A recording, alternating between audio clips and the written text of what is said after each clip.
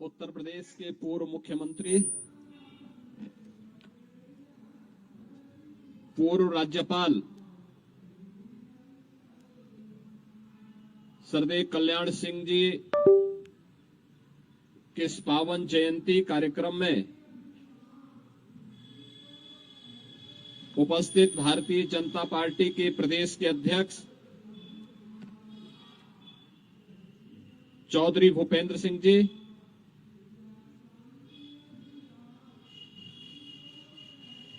मंत्रिमंडल के मेरे वरिष्ठ सहयोगी उप मुख्यमंत्री श्री ब्रजेश पाठक जी,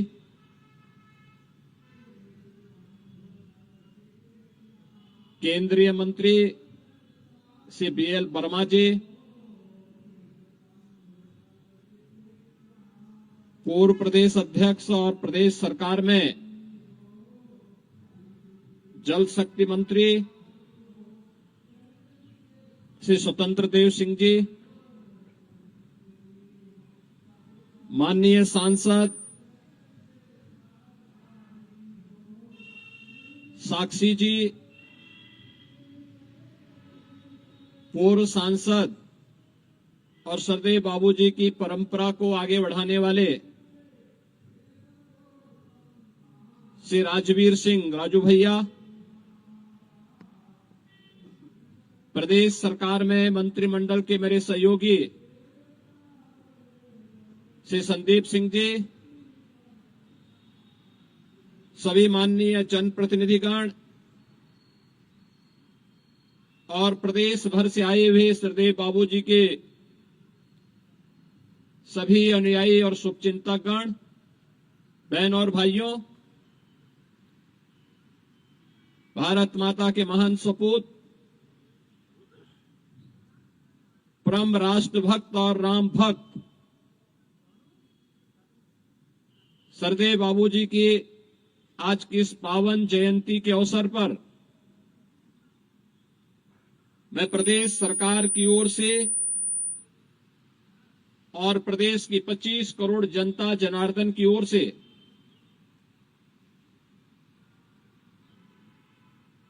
सरदेव बाबूजी की स्मृतियों को नमन करते हुए उन्हें विनम्र श्रद्धांजलि अर्पित करता हूं। आज ही के दिन 1932 में जनपद अलीगढ़ के एक छोटे से गांव में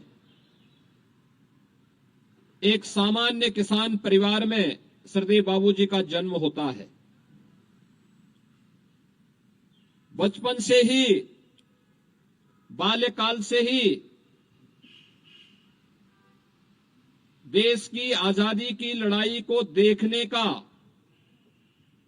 और ये देश आजाद होगा, स्वतंत्रता के इस बोध और भावी भारत के निर्माण में हमारी क्या भूमिका होगी, इन संस्कारों से उत्प्रोत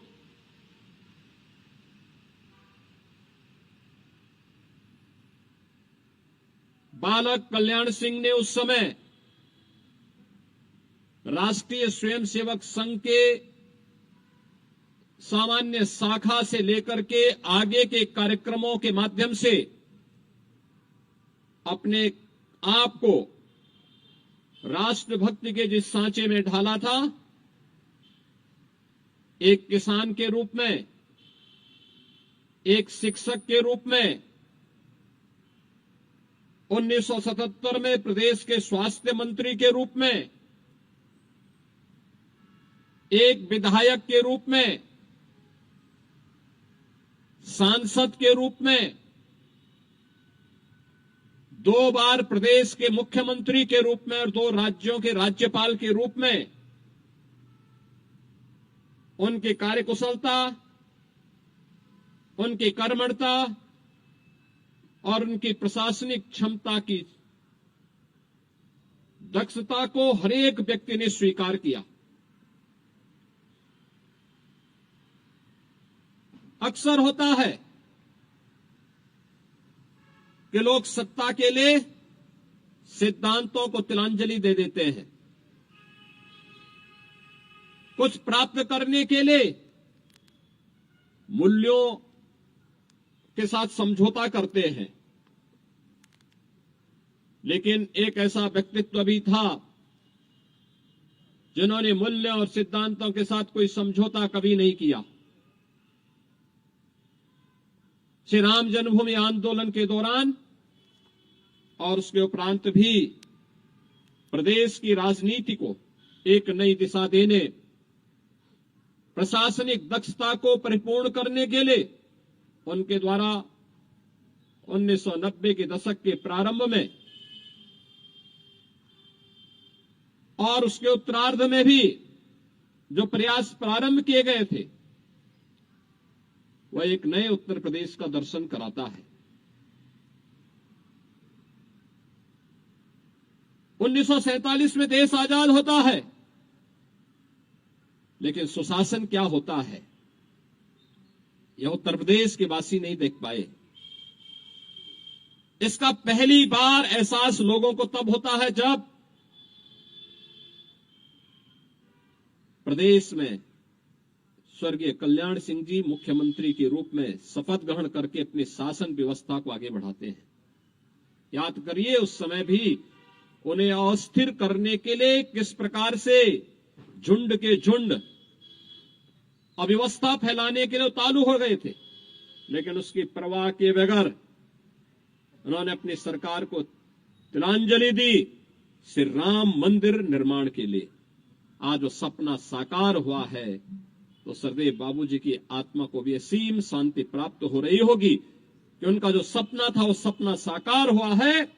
अयोध्या में श्री राम जन्मभूमि पर भगवान श्री राम का भव्य मंदिर का निर्माण का कार्य आज संपन्न हो रहा है। बहनों और भाइयों, यही है दूरदृष्टिता। जो सपना देखा था वो साकार हो गया, वो सपना साकार हो गया। पंडित दीनदयाल उपाध्याय के जिस एकात्म मानवतावाद को उन्होंने राष्ट्रीय स्वयंसेवक संघ की पाठशाला में सीखा था, उसको जमीनी धरातल पर उतारने का काम भी किया। उस समय के अन्नदाता किसानों के लिए उनके द्वारा घोषित योजनाएं हो, नकल विहीन परीक्षा के माध्यम से उत्तर प्रदेश के युवाओं के भविष्य को उज्जवल करने के उनके द्वारा चलाए गए अभियान का हिस्सा हो, या शासन की शुचिता और पारदर्शिता कैसे होनी चाहिए, यह भी लोगों के लिए उदाहरणीय है, अनुकरणीय है। और इसलिए आज के इस अवसर पर जब सरदेव बाबूजी की आज हम पावन जयंती के अवसर पर यहां एकत्र हुए हैं, याद करिए 21 अगस्त 2021 क्या संजोग है। एक ही तिथि, एक ही सन, वे हमारे बीच नहीं रहे, भौतिक काया से वे हमारे बीच नहीं रहे, लेकिन सूक्ष्म जगत के माध्यम से उनका मार्गदर्शन आज भी शासन के लिए, प्रशासन के लिए एक पाथेय बना हुआ है, एक मार्गदर्शन का कार्य कर रहा है। जब भी शुचिता की बात होती है, उत्तर प्रदेश में शासन की शुचिता और पारदर्शिता की बात होती है, तो सरदेव कल्याण सिंह जी का नाम बड़ी श्रद्धा और सम्मान के साथ हर व्यक्ति, हर उत्तर प्रदेश वासी लेता है। और आज वे हमारे बीच नहीं, लेकिन उनके द्वारा प्रारंभ किए गए अभियान मजबूती के साथ सुशासन के लक्ष्यों को प्राप्त करके आम जनता के जीवन में परिवर्तन करते हुए दिखाई देते हैं। उनके सपने एक एक करके साकार हो रहे हैं। हम सबका दायित्व बनता है, जिस नए उत्तर प्रदेश के निर्माण के लिए उन्होंने अपना पूरा जीवन लगाया था, उस नए उत्तर प्रदेश के लिए हम सब मिलकर के कार्य करें, एक साथ बढ़ करके कार्य करें। राष्ट्रवाद और सुशासन का यह मंत्र ही नए भारत के निर्माण में उत्तर प्रदेश की भूमिका को रेखांकित कर पाएगा। आज सरदेव बाबूजी हमारे बीच नहीं, लेकिन उनकी विरासत यही होती है कि कभी जिस बेसिक शिक्षा स्कूल के छात्र के रूप में उन्होंने पढ़ा होगा, इस बेसिक शिक्षा परिषद के स्कूल में एक अध्यापक के रूप में अपने अपने कार्यक्रम को आगे बढ़ाया होगा, आज उनका ग्रैंडसन उस विभाग के मंत्री के रूप में शिक्षा को एक नई दिशा दे रहा है। यह है पूर्वजों की तपस्या, यही है साधना का फल। वह फलीभूत होगा अगर सही मन से और सही दिशा में उसके द्वारा प्रयास किए गए हैं तो उसके परिणाम अवश्य आएंगे। और आज वह सब दृश्य देख करके हम लोगों को भी प्रसन्नता की अनुभूति होती है। मैं आज के इस अवसर पर एक बार फिर से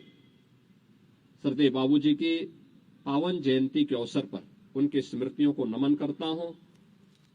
और विश्वास व्यक्त करता हूं कि उनके सपनों का उत्तर प्रदेश की 25 करोड़ जनता के जीवन में सुरक्षा और खुशहाली ला करके ही आगे बढ़ाया जा सकता है। आज के इस अवसर पर मैं आयोजकों को इस कार्यक्रम के लिए हृदय से धन्यवाद देता हूं और विश्वास व्यक्त करता हूं कि सरदेव बाबूजी की स्मृति को इसी रूप में, जैसे लखनऊ में प्रदेश सरकार ने अत्याधुनिक कैंसर इंस्टीट्यूट का नाम सरदेव बाबूजी के नाम पर रखा है, बुलंदशहर के मेडिकल कॉलेज का नामकरण भी उनके नाम पर ही रखा गया है।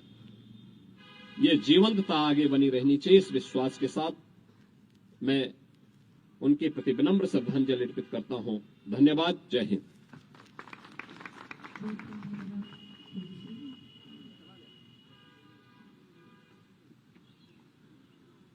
हर न्यूज अपडेट के लिए डिस्क्रिप्शन बॉक्स में दिए हुए लिंक से ज्वाइन करें रॉयल बुलेटिन का व्हाट्सएप ग्रुप और पाएं हर खबर सबसे पहले अपने व्हाट्सएप पर।